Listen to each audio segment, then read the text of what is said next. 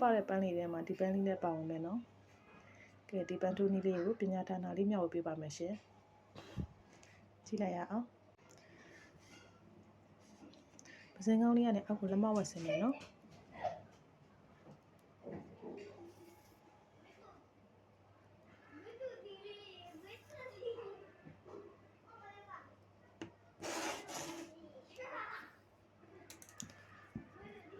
လက်မဝက်ဆင်းပြီးသွားတဲ့အခါကျရင်ဒီအောက်ကိုနှစ်လက်မခောက်ပါမယ်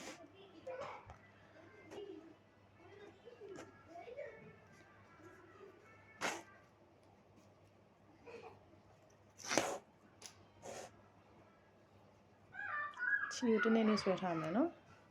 ဖြတ်မထွက်သွားအောင်လို့ပါပြီးရင်ဒီဘက်ကိုလည်းနှစ်လက်မတိုင်းပါမယ်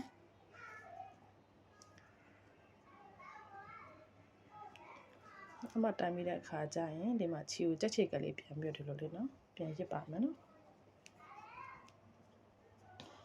ဒီလိုပုံလေးဖြစ်နေပါမယ်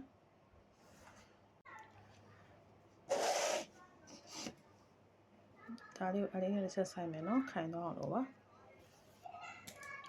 ပြီးတော့ရင်အပေါ်ရွက်ကလေးကိုနည်းနည်းကြီးကြီးလေးယူပြီးတော့ဒီလိုလေးခွေချမယ်ဒါကိုလည်းဒီလိုပေါ်ရွက်လေးနည်းနည်းလေးကြည့်ပြီးဒီလိုလေးခွေမယ်နော်နော်ဒီလိုလေးအပေါ်နှစ်ခုကငြင်းနေပြီဆိုရင်ဒီအလဲရနေပြီလို့မျိုးလေးပါချီကိုတော်ရစ်ပြမယ်နော်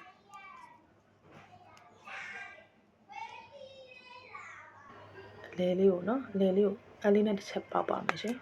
ခိုင်သွားအောင်လုပ်ပါနော်နောက်ဘက်ကနေချီလေးပြန်ထွက်ပြီးတော့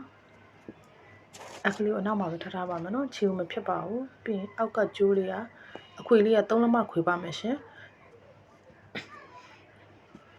3လက်မခွေပြီးရင်အတွင်းကိုကတ်မယ်နော်အဲဖဲပြားလေးနားကိုကတ်ပြီးတော့ခွေမယ်နော်ခွေလေးကိုပက်ပက်လေးပြုတ်မထွက်သွားအောင်လို့ချီလေးနဲ့ပက်ပက်လေးတုပ်ပါမယ်ပြီးရင်အခွေတစ်ဝက်လောက်ထိကိုချီနဲ့ပြန်တုပ်ပါမယ်ရှင်ကျိုးလေးကိုလေအပေါ်ကျိုးလေးကိုကတ်ပြီးတော့ခွေတစ်ဝက်လောက်ထိသွားပြီးတော့ချီတုပ်ပါမယ်တုပ်ပြီးတော့အောက်ကလည်းကျိုးရှည်လေး3လက်မလောက်တိုင်းပြီးတော့ပြန်ခွေပါမယ်နော်ဆက်လက်ဘက်ကိုပြန်ခွေပါမယ်ရှင်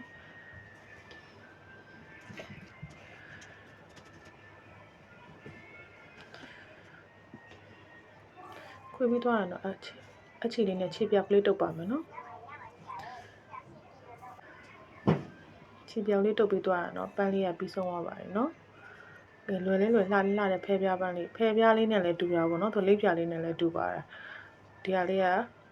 အရင်နဲ့မခတ်ပါဘူးနော်လောက်ကလည်းလွယ်ပါတယ်ကဲတစ်စုံဖြတ်သွားအောင်လို့နှစ်ခုတွဲလိုက်ပါမယ်ဆုံးလေးကြည့်ပေးလို့အားလုံးကျေးဇူးများကြီးတင်ပါတယ်ရှင်